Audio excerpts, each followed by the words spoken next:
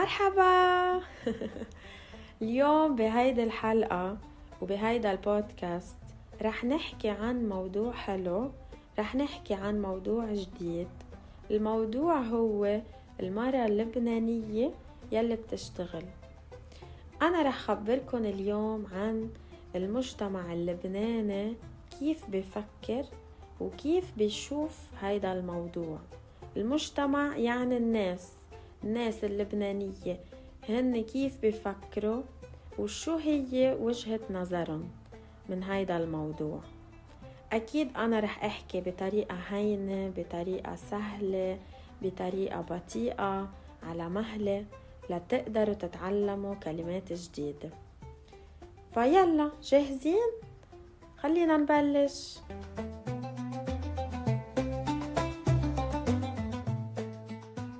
قبل ما بلش بس بدي اقول انه سوري صوتي غريب شوي، انا مريضة مقربة، عندي جريب، بس صار لازم اعمل بودكاست لانه صار لي زمان ما سجلت حلقة جديدة. المهم هيدا الموضوع بالنسبة لإلي كتير حلو. أكيد أول شي لأنه أنا مرة وتاني شي لأنه كمان أنا مرة بشتغل، يعني بالفصحى أنا مرأة عاملة. أوكي. رح خبركن أول شي أنه ما فينا نقول أنه الشعب اللبناني أو المجتمع اللبناني هو شعب عنده رأي واحد، أو هو شعب بيفكر بنفس الطريقة. عن جد اللبنانية كتير كتير مختلفين عن بعض. يعني هون عنا نحن المجتمع مخلوطة في عنا كل أنواع الناس على فكرة. وهيدا الشغلة معروفة عن لبنان. يعني في كتير ناس بتعرف انه اللبنانية هن شعب متنوع. ليش؟ لانه حسب هيدا الشخص من وين جاي. اول شي حسب هو عايش بالمدينة او عايش بالضيعة. تاني شي حسب هيدا الشخص هو من الجيل القديم يعني كبير، أو من الجيل الجديد جيل الشباب. إذا كان شاب صغير بالعمر ما بيفكر مثل الرجال الكبير أو الختيار. يعني حسب هيدا الشخص هو متعلم أو مش متعلم، يعني حسب مستوى التعليم عنده. كمان هيدا الشيء أكيد بيأثر على طريقة تفكيره. كمان حسب الوضع المادي، يعني الوضع المالي. كمان هيدا الشخص هو جاي من عائلة غنية أو من عائلة فقيرة.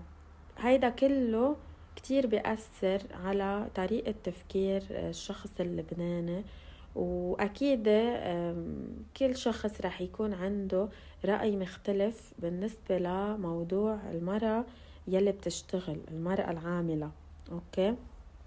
إذا بدنا نحكي أول شي عن الجيل القديم أو الجيل الكبير، يعني الأشخاص يلي هن من عمر بيي، هيدول الأشخاص هيدا الجيل أكيد بفكر بطريقة مختلفة عن الجيل الصغير.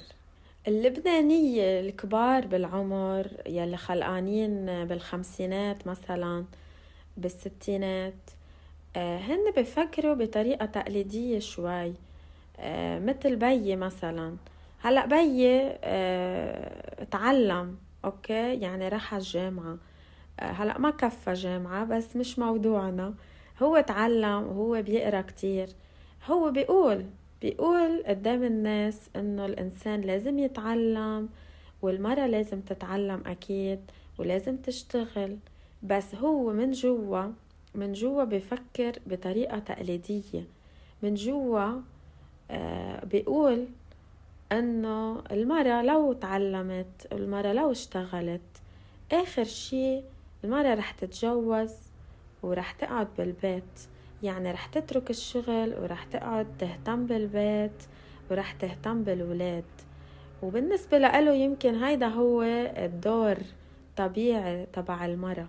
يعني المرأة هيك لازم تعيش حياتها، حتى لو هو ما بيعترف بهيدا الشي. يعني ما بيقول انه انا انسان تقليدي او انا انسان محافظ، بس هو من جوا هيك بيفكر. انا بعرفه وبعرف انه في كتير ناس مثله، يعني هن بيحكوا بالمجتمع بيقولوا انه العلم كتير مهم، بس بالنهاية عندهم طريقة تفكير كتير تقليدية وكتير محافظة، يمكن بفضلوا هن انه المرأة تهتم بالولاد، تهتم بالعيلة، تهتم بالبيت، تعمل اكل، تنظف البيت. يعني في كتير ناس بيفكروا هيك، بالنسبة لألن أحسن إذا المرأة بتلعب هيدا الدور بالبيت، والرجال بيلعب دور يعني الشخص العامل، أو بيلعب دور المنتج يعني يلي بيجيب مصاري على البيت. أما الجيل الصغير، جيل الشباب، مثلا الأشخاص يلي هن من عمر بالثلاثينات أو بالعشرينات، أكيد ما بيفكروا بهيدي الطريقة. هلأ المجتمع كتير عم بيتغير، وهلأ الناس عم بتصير أكتر وأكتر منفتحة، الناس أكتر هلأ بتتقبل موضوع الشغل. وهلأ الصبايا الصغار في كتير بيحبوا يشتغلوا، بيحبوا الشغل، ومش بس كرمال يجيبوا مصاري، أو مش بس كرمال يطلعوا مصاري، كمان كرمال هن يعملوا علاقات، يتعرفوا على ناس جديدة، كرمال يكتسبوا مهارات جديدة بالشغل، كرمال تقوى شخصيتهم أكتر، تزيد ثقتهم بحالهم. أكيد من ناحية تانية على فكرة، البنات كمان هلأ هيدا الجيل الصغير مش كلهم مثل بعض، كمان في بنات يعني أو في صبايا بيفكروا مثل أهلهم، كمان بيفكروا بهيدي الطريقة التقليدية انه المرأة اوكي لازم تتعلم، لازم تشتغل شوي، بس بالنهاية لما تتجوز لازم تترك الشغل، تهتم بجوزها وبولادها وببيتها. انا بعرف صبايا اصغر مني بكتير، يعني اول العشرينات، بيفكروا بهيدي الطريقة مثل اهاليهم، مثل امهم وبيهم، لانهم عايشين بضيعة. هلأ رح نحكي أكتر عن الضيعة والمدينة. هن عايشين بضيعة وعايشين بعائلة محافظة، بعائلة تقليدية، فهن هيك بيفكروا إنه خلص أنا بس اتجوز، ليش بدي اشتغل واتعب؟ أسهل أو أهون علي ضل بالبيت واهتم ببيتي. هلأ رح أخبركن عن الأشخاص يلي هن عايشين بالمدينة، كيف بيفكروا مقارنة مع الأشخاص يلي هن عايشين برات المدينة، أو يلي هن عايشين بضيعة. أكيد يعني بلبنان وغير لبنان يمكن نفس الموضوع أو نفس الشي.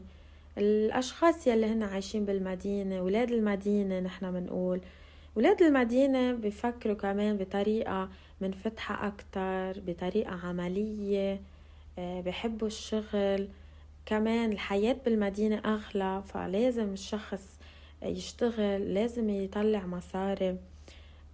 المجتمع يلي عايش بالمدينة بيتقبل هيدا الموضوع أكتر. أما الأشخاص يلي هن عايشين بالضيعة، بالضيع، ولاد الضيعة، غير شوي، مختلفين. في كتير ناس بيهتموا بالتقاليد، وبيهتموا برأي الناس. اوكي، ما بيحبوا انه المرأة تشتغل، لانه بيفكروا شو رح يقولوا الناس عني، مثلا اذا انا مرتي بتشتغل، اذا انا مرتي بتترك البيت. يعني هيدا الرجال التقليدي يلي عايش بالضيعة يمكن ما يتقبل هيدا الموضوع، بيفكر انه الناس رح يقولوا انه انا رجال ضعيف، او انا رجال مش قادر اجيب مصاري كفاية مثلا للبيت، انه لازم مرتي تشتغل وتساعدني. كأنه هيدا الموضوع إهانة لإله، كأنه هيدا بشكل إهانة للرجال. في ناس بيفكروا هيك عن جد لليوم. أوكي، وهون لازم خبركن أنه حتى بالضيعة عن جد الناس مختلفة، عن جد كمان في تنوع بكل لبنان. كمان يعني في ناس بالضيعة ما بيفكروا بطريقة تقليدية، وما عندهم مشكلة بهيدا الموضوع. وهلأ إذا بدي خبركن شوي بشكل عام المجتمع اللبناني اللبنانية بشكل عام كيف بيفكروا أو شو بيقولوا عن المرأة اللي بتشتغل. أول شي في ناس بيقولوا إنه الأم، أكيد نحن عم نحكي هلأ مش عن أي مرة، عن الأم، خاصة عن الأم يلي بيصير عندها أولاد. في كتير ناس بتقول الأم لازم تربي الولاد بالبيت، لازم تبقى بالبيت مع الولاد، وما لازم تترك ولادها خاصة لما يكونوا بعدهم صغار. في ناس هيك بيقولوا. في ناس بيقولوا انه اوكي اذا في ضرورة انه المرأة تشتغل ماشي الحال، ماشي الحال، يعني ما بيأثر، مش غلط. اذا المرأة مضطرة تشتغل او اذا بحاجة لمصاري كتير، الرجال شغله مش كتير منيح، بهيدي الحالة مش مشكلة، المرأة فيها تشتغل، ما بيأثر، وهذا الشي منه غلط او مش عيب، يعني مش عيب، مش غلط. وفي ناس بيقولوا انه او في رجال بيقولوا انه اذا كان الشغل منيح، اذا كان شغله للرجال منيح وماشي وعم بيجيب كتير مصاري للبيت، انه لشو بدها تشتغل المرأة، لشو بدها تترك البيت، تترك الولاد. وخاصة كمان في رجال بيفكروا انه المرأة هي يعني دورها الأساسي أو دورها الرئيسي هو أنه تهتم بالبيت وتربي الولاد. ففي كتير رجال هيك بيفكروا، وهن بيتوقعوا هيدا الشي من المرأة، بيتوقعوا يعني هن بينطروا ليتجوزوا، لا مثلا يرجعوا على البيت، ليرجعوا من الشغل على البيت يلاقوا البيت نظيف، يلاقوا أكل، يلاقوا يعني في شخص بالبيت عم بيهتم بالبيت. في ناس هيك بيفكروا بهيدي الطريقة. وهيدول الرجال هن تقليديين شوي، بس صراحة في منهم كتير بلبنان. يعني بالنسبة لهم انه المرأة مش ضروري تشتغل، وكأنه نحنا النسوان بنشتغل انه بس لا نطلع مصاري، يعني كأنه الشغل هو بس مصاري.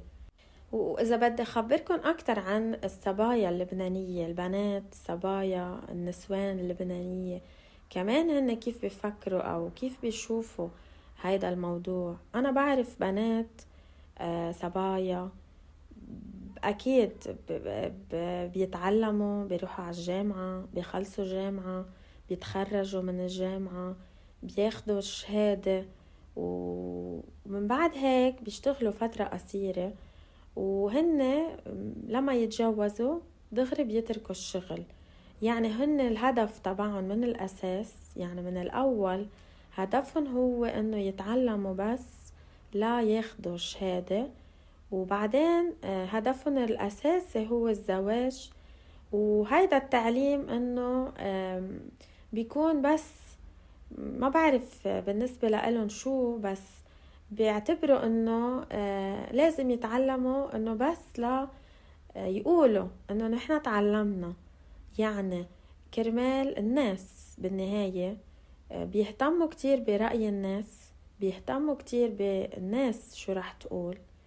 فهيدول هن الصبايا يلي هن تقليديين كمان بيفكروا بهيدي الطريقة، انه نحن لازم نتعلم لانه لازم يكون معنا شهادة وبس، مش ضروري بعدين نتعلم نشتغل او نتعلم اشياء جديدة بمجال الشغل او نتطور. انه لا، نتعلم بس كرمال يقولوا الناس انه هيدي صبية متعلمة، اوكي كتير منيح، وبس. وما بدهم يعني هن يعيشوا هيدا الحياة بين الشغل وبين البيت، لأنه الموضوع أكيد مش هين، موضوع مش سهل، ومش كل البنات صراحة بدهم هيدا الشي، ومش كل البنات بيحبوا يتعبوا هالقد أو بيحبوا يعيشوا حياتهم بهيدي الطريقة. ومن ناحية تانية أكيد في كتير بنات لبنانية غير هيك ومنن أنا، يعني بيفكروا بطريقة مختلفة كليا. بيفكروا أنه العلم كتير مهم والشغل كمان مهم للمرأة، ولأنه الشغل هو مش بس طريقة لنجيب فيها مصاري، الشغل هو كمان طريقة لنحن نطور حالنا، يعني نحن نحسن حالنا، نتعلم اشياء جديدة، نكتسب مهارات جديدة، نتعرف على ناس جديدة، ونكون علاقات، يعني نعمل علاقات مع ناس مهمة. وبهيدي الطريقة البنات يلي بيشتغلوا هن بيكونوا أقوى، أو بتكون شخصيتهم أقوى، بتكون ثقتهم بنفسهم أعلى، بيكونوا مستقلين أكتر، يعني مستقلين ماديا، يعني من ناحية المصاري هن بيكون معهم مصاري وما بينطروا لياخدوا مصاري من زوجهم أو من أي حدا تاني. فهن لما يكون معهم مصاري أكيد رح يكون عندهم خيارات أكتر، رح تكون حياتهم غير مختلفة، يعني رح يكون عندهم كمان حرية أكتر. الموضوع كتير كتير مختلف بين المرأة يلي بتشتغل والمرأة يلي ما بتشتغل. المرأة يلي بتشتغل مش بس لتطلع مصاري، بتشتغل كمان لتحقق ذاتها. شو يعني تحقق ذاتها؟ يعني تعمل شي لإلها، لتكتشف هي حالها أكتر، لتكتشف هي شو بتحب، لتكتشف هي مين، لتتعلم أكتر هي شو بدها من هاي الحياة. أو يمكن كمان أكيد في بنات عندهم أهداف بحياتهم، عندهم أهداف، يعني عندهم إشياء بدهم يحققوها، عندهم إشياء بدهم يعملوها، أو عندهم أحلام، بيكون عندهم أحلام بدهم يحققوها من خلال الشغل. يعني الشغل هو مش بس مصاري. في بنات هيك بيفكروا، وكمان أنا منهم. بالنسبة لإلي أكيد الشغل مش بس طريقة لنجيب فيها مصاري، لأنه لو كان هدفنا هو المصاري كان فينا نشتغل أي شيء، يعني شو ما كان الشغل بنشتغل، لأنه الهدف هو المصاري. بس أنا بالنسبة لإلي أكيد لا. وفي كتير بنات بيفكروا مثلي انه نحنا مش بس بنشتغل لنجيب مصاري، نحنا بنشتغل لانه بدنا نعرف نحنا مين، بدنا نحنا نعيش حياتنا بطريقة يعني يكون عندنا هدف بحياتنا، مش بس انه نشتغل نهتم ببيتنا وبس. اكيد هيدا الشي كتير مهم، واكيد انا بالنسبة لإلي هيدا منه شي غلط. يعني انا ما عم بنتقد المرأة يلي هي بتفضل انه تعيش حياتها بالبيت وتهتم بالبيت وبالولاد، اكيد لا ابدا. بالنسبة لإلي هيدا بس وجهة نظر مختلفة، وانا بالنسبة لإلي ما بحب عيش حياتي بهيدي الطريقة. بحب انه يكون عندي هدف.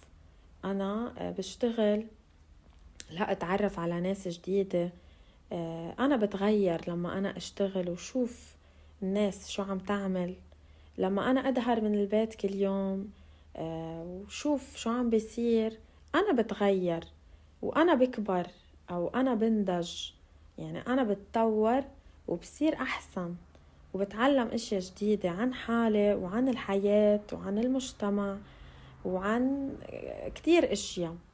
فالشغل مش بس هو طريقة لنجيب فيها مصاري، أكيد الشغل هو أكتر من هيك بكتير. الشغل هو أسلوب حياة مختلف، يعني هو خيار. نحنا نختار كيف بدنا نعيش حياتنا، ونحنا بنختار أسلوب حياتنا. كل إنسان عنده هو الخيار، هو لازم يشوف شو بده، كيف بده يعيش حياته، وعلى هيدا الأساس بيقرر إذا بده يشتغل أو ما بده يشتغل. فكل إنسان هو بيكون عنده أولويات، يعني أشياء مهمة بحياته. ففي ناس أولوياتهم هي البيت والعائلة والولاد، وفي ناس أولوياتهم هي كمان البيت والعائلة والولاد مع الشغل. يعني هن بيرفضوا يعني ما بيقبلوا يختاروا وحدة من الاثنين. هن بيلاقوا طريقة يعيشوا حياتهم بين الشغل وبين البيت، بيلاقوا طريقة انه يعملوا توازن بين الاثنين. وانا من هيدول الاشخاص.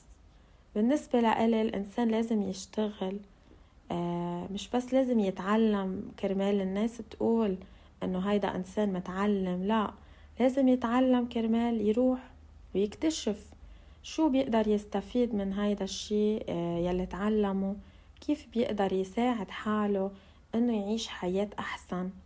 يعني بالنسبة لإلي المرأة ما لازم تعتمد على الرجال بكل شيء، ما لازم تنطر الرجال لا يعطيها مصاري أو لا يصرف عليها. بالنسبة لإلي الموضوع كتير واضح، يعني الاستقلالية المادية، أنا لازم أكون مستقلة، يعني أنا لازم يكون عندي مدخول، يعني أنا عم بيكون عندي مصاري، عم بقدر جيب مصاري، عم طلع مصاري. فهيدا الاستقلالية المادية كتير كتير مهمة بالنسبة لإلي. وأكيد كتير صعبة صراحة أنه تشتغل برا، تشتغل كمان بالبيت، يعني تشتغل برا وجوا، هيك بيقولوا بلبنان. بس يعني في طريقة أكيد. الموضوع مش هين، مش بسيط، في كتير تضحية، يعني الأم كتير بتتعب والأم كتير بتضحي. بس بالنسبة لإلي كمان هيدا الموضوع بيساعد الولاد. يعني الولاد لما يكبروا بيشوفوا الأم عم تشتغل والبي عم بيشتغل، بيشوفوا قديش شغل مهم بالحياة، بيشوفوا أنه الإنسان لازم يتعب بحياته، لازم يعمل شيء، يعني لازم يكون عنده هدف بحياته. هن بيشوفوا أهلهم كيف عم بيعيشوا حياتهم وبيتعلموا بهيدي الطريقة. هيدا بيكون درس كتير مهم للولد، يعني كأنه هون الأم عم تفرجي الولاد مثل حلو أوكي. والولاد بيتعلموا من أهلهم أكيد قبل أي شخص تاني. وكمان لما يكبر الولاد ولما ينضجوا، لما يصيروا فوق 18 سنة، مثلا بدهم يشتغلوا، بدهم يشوفوا حياتهم بالنهاية، بدهم يظهروا من البيت، بدهم يتجوزوا. طب أنا شو بدي أعمل يعني بعد 30-40 سنة مثلا؟ ولاد عم بيعيشوا حياتهم، بلشوا حياتهم، وأنا بقيت لحالي بالبيت. شو بدي أعمل؟ يعني شو هو دوري مثلا؟ ما بعرف، يعني أنا هيك بفكر. بعدين يمكن ولادي يقولوا لي نحن بدنا نسافر، شو بقول لهم أنا؟ إنه أنا تركت الشغل كرمالكم، أنتوا لازم تعملوا مثل ما أنا بدي، أو لازم أنتوا ترضوني؟ يعني أنا أكيد ما بقدر أطلب هيدا الطلب من ولادي، لأنه بالنهاية بيقولوا هون إنه الولاد أولادكم ليسوا لكم، يعني ولادكم مش لإلكم، أولادكم أبناء الحياة. يعني ولادكم هن كمان عندهم حياتهم، نحن ما بنملكهم، يعني هن مش لإلنا لنقلن انتوا عيشوا حياتكم مثل ما نحن بدنا، مثل ما الأهل بدهم. فصراحة مش كل الناس بيفكروا بهيدي الطريقة هون، كتير قليل يمكن، بس أنا بفكر هيك. وكرمال هيك هلأ بقول إنه أنا لازم أعيش حياتي مثل ما أنا بدي، كرمال بعدين ما أطلب من ابني يعني يعيش حياته مثل ما أنا بدي. يعني على القليل كل واحد يعيش حياته مثل ما هو بده. هيك أنا بفكر. ما بعرف أنتوا إذا بتوافقوني، خبروني شو رأيكم بهيدا الموضوع. الموضوع مش هين، موضوع معقد شوي وكتير طويل. يعني إذا بدنا نحكي عن هذا الموضوع أنا فيي أحكي ساعات وساعات وساعات عن موضوع المرأة اللي بتشتغل، عن موضوع الأمومة، عن موضوع المجتمع اللبناني، إلى آخره. أوكي، خبروني شو رأيكم بليز. أنا كتير بحب أقرأ تعليقاتكم وكتير بنبسط عن جد فيها. وقبل ما اروح اكيد بدي اقول ميرسي لكل يلي عم بيدعمونا على باتريون وعلى يوتيوب. واذا بتحبوا انتو كمان تدعمونا فيكن تروحوا على باتريون تشتركوا وتاخدوا النص تبع هيدا البودكاست وكل البودكاست وكل الفيديوز. بتمنى يكون عجبكم الموضوع، وبتمنى اشوفكم كمان بفيديو جديد قريبا. مع السلامة.